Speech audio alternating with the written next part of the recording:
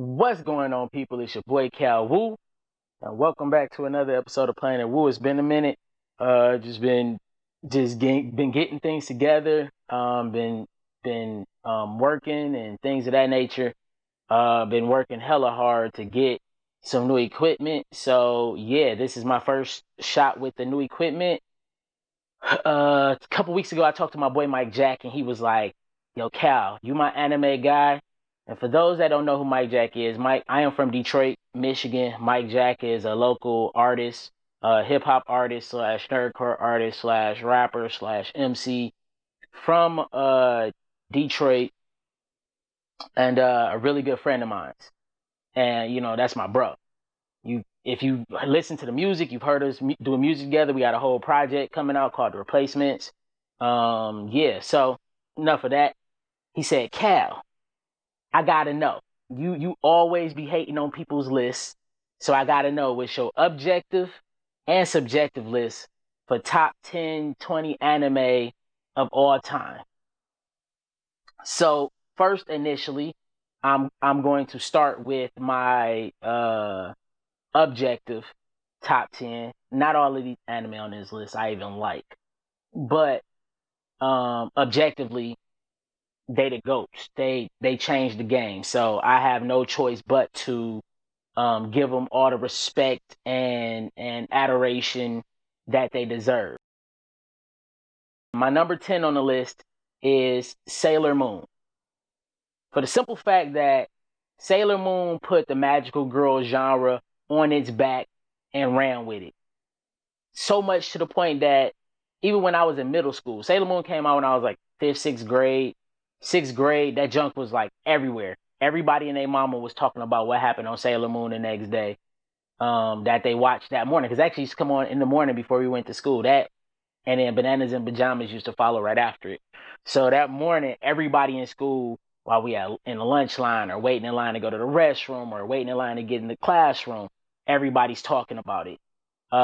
Definitely one of the first anime that I've seen without knowing it was an anime was Sailor Moon. My number 9 is a double. It's a slash. It's Mobile Suit Gundam slash Macross. Mobile Suit Gundam was pretty much one of the first popularized in the genre, but Macross took it to a whole nother level in the West. That's why I got it slash. Macross in the West was freaking huge. Every old head I know that talks about the golden age of anime when they were coming up, Macross is one of those that's always in their name. It's another one that's on this list that's there, but I won't say it, not just yet, not until I get there. But yeah, so that's one of the reasons why Macross slash Mobile Suit Gundam is on this as my number 9.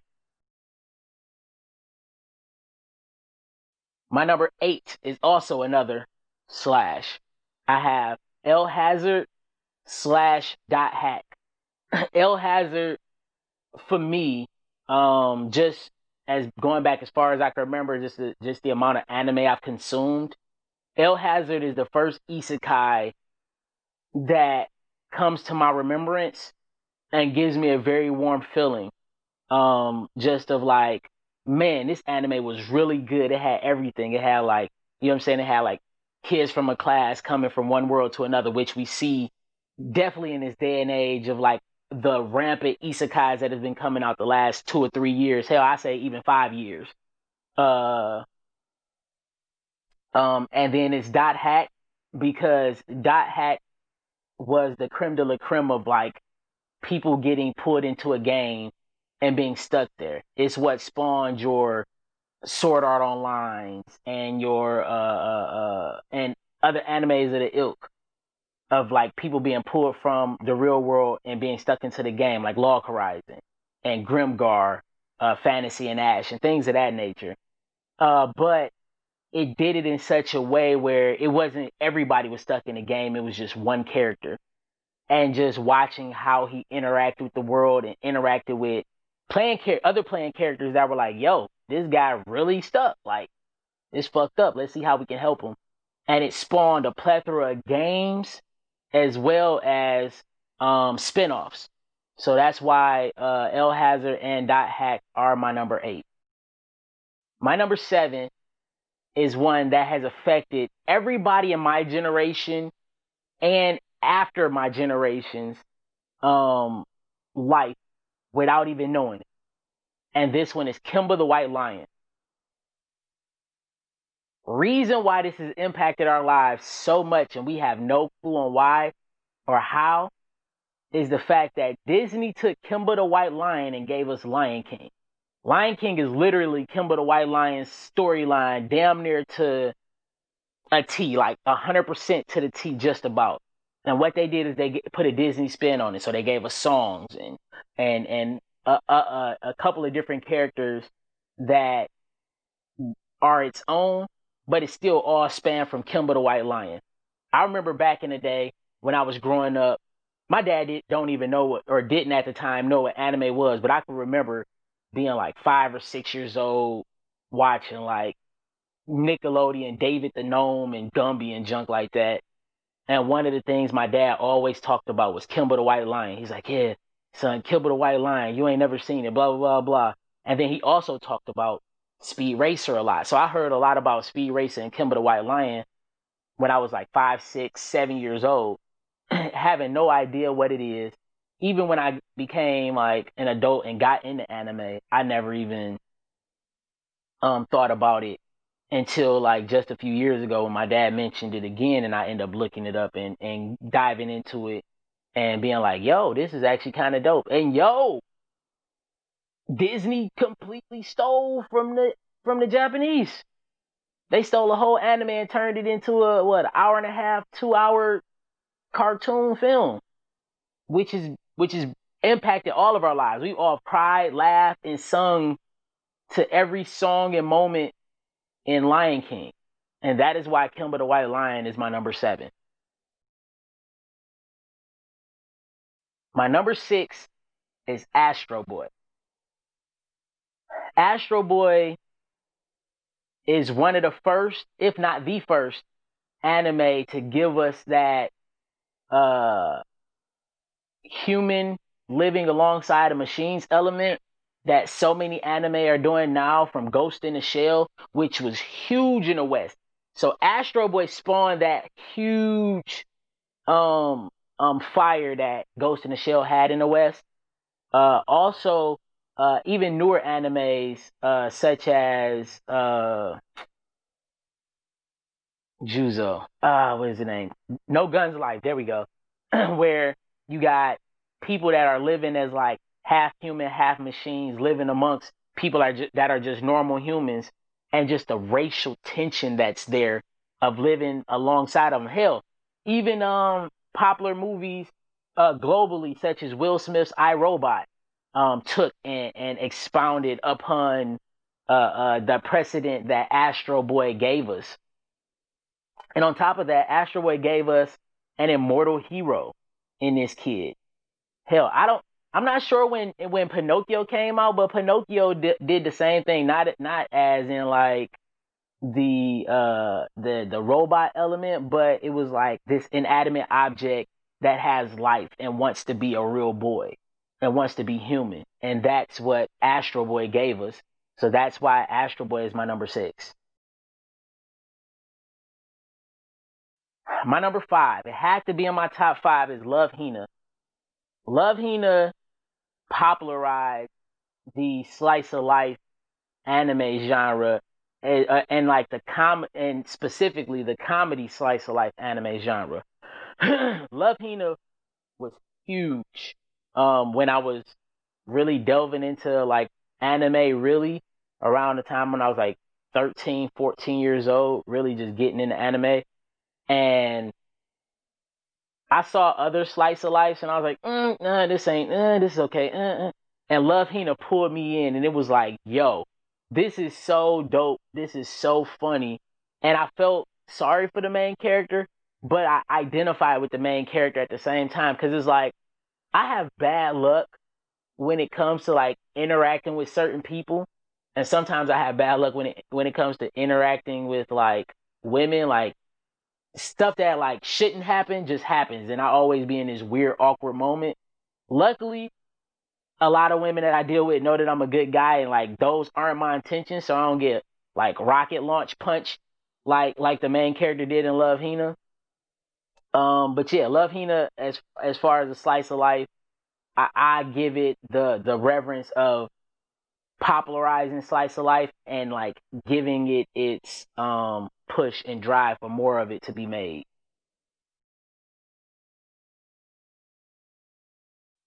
My number 4 is Ninja Scrolls.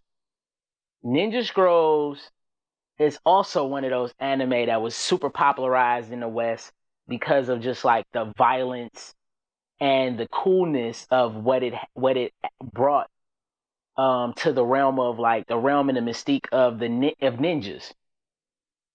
Ninja Scrolls spawned a popular anime, Naruto. Whether anybody wants to agree with it or not, Ninja Scrolls gave us the concept and idea of ninja clans and each clan having something different. Even to the point where there was a guy that had a clan that had beehives in their back, Shino. It was another guy that who clan body was made of out of rock and stone. You know what I'm saying? That the Earth Nation, the Earth Country. You know what I'm saying? And Naruto.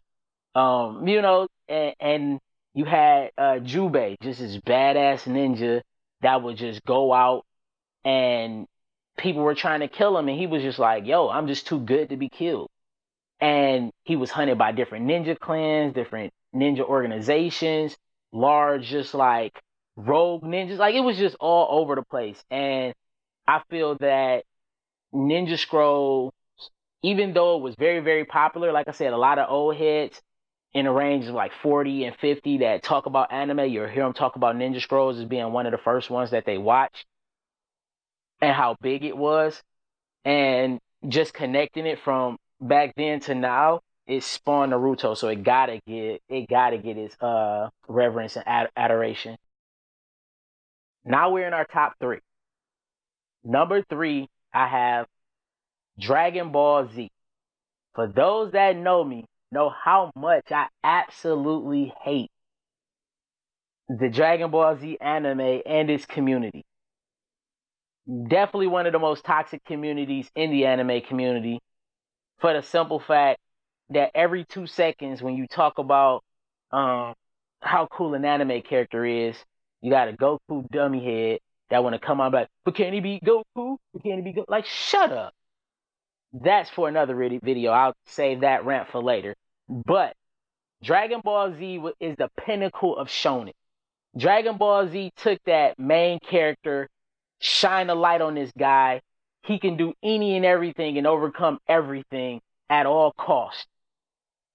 Especially with his friends involved. Power of friendship. That's what DBZ did. DBZ took that and just made it a thing. Like it made it extremely popular. Even when you just talk to anybody about anime or some of the anime that they love and enjoy, Dragon Ball Z pops in their mind. Even to the point where people watch and enjoy the ticking time bomb that was GT, like trash. Or even the subpar storytelling of Super. Even with the bad animations that Super has, you have people just like, yo, this is this and this and this and they're not really giving us much of anything, but because of how transcendent and important to the culture it is, it's just there. And for me personally, I feel it's gonna be there. My son's generation, his child's generation, and even further, just because of the impact that it has and like the hold that it has on how great it is. My number 2 is Pokemon. Pokemon started as a game, and I remember having Pokemon Red and playing it and just enjoying the storyline on my Game Boy, sitting up in the middle of the night trying to play by flashlight, getting in trouble when I got caught, and then the anime dropped. And then the anime just got huge really fast to the point where everybody started getting into the monster collecting genre. So Pokemon spawned quickly, and like shortly after, anime such as Monster Rancher and Digimon and Yu-Gi-Oh! And like Card Captor Sakura and like even now like Fate Ilia or Card Vanguard Fight or Magi Nation or Legends and Chaotic stuff like that. Like it literally brought us a genre where people go out, collect monsters, or go out and partner with monsters and battle and battle and battle. And even though Pokemon doesn't have the same harshness as some of these anime, such as Digimon, where it's life or death, or Monster Rancher, where it's life or death, you actually see monsters die. Even though Pokemon showed flashes of that, Pokemon just the way that it pulled people in is just transcendent. Like even if you just go to like the 64 games, hell, even now Pokemon Go is huge. Adults of all ages, from the ages of 70 to kids as young as 5, are playing Pokemon Go, and it brings us together. Just in no way that anything has ever like came out has brought us together like that. Like Pokemon is music. Pokemon is math. Like those are things that brought countries and nations together and spoke in one language, and that's what like Pokemon has done. It's ridiculous how transcendent it is, and how it's gonna keep going. Like everybody was so geeked about the 150 and then 151. Now we got like over 500. It's ridiculous. So yeah, so that's why Pokemon is my number 2. And my number 1, it it was my number 10 at first on my list. And as I adjusted my list and took stuff off and added stuff on, I had to put this at my number 1. Uh, Akira. Akira is my number 1. The reason Akira is my number 1 is the impact that it had in the anime community, period, both the East and the West. It had everything from like bike racing to like gang violence to like police brutality to just traveling this expound world of like just being fantastical. And then not to mention Akira's motorcycle. That thing has transcended into everything from other anime to video games to cartoons.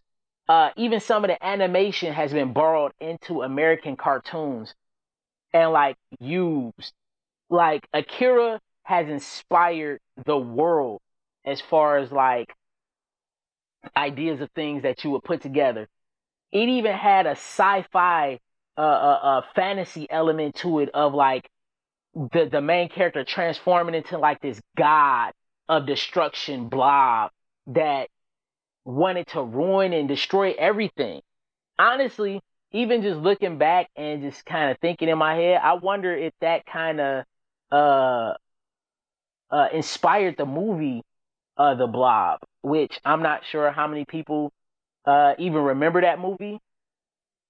That's one of the first films. I remember watching it at the age of 4. I know that's really young, but that movie gave me night terrors, especially the ending with the creepy ass preacher that like kept like even after they destroyed it, he kept like a little piece in a jar. Like that movie was crazy, and I don't know if it was inspired by Akira or not. I don't know which one came first, the chicken or the egg in this case. But yeah, Akira just inspired art, the art form as a whole, just of art, no matter what form of it is. Like I said, video games, other animation, other cartoons, just designing, just people making pictures. Like Akira is just, bar none. Yeah. So that's why Akira is my number 1. So yeah, so thanks for rocking with me, y'all. This is calwu planetwu. Please like, subscribe, share. That's the best way you can support this channel. And in the comments below, let me know what y'all top 10 objective at best greatest anime of all time. And yeah, once again, this is calwu signing off, and I appreciate y'all. Peace.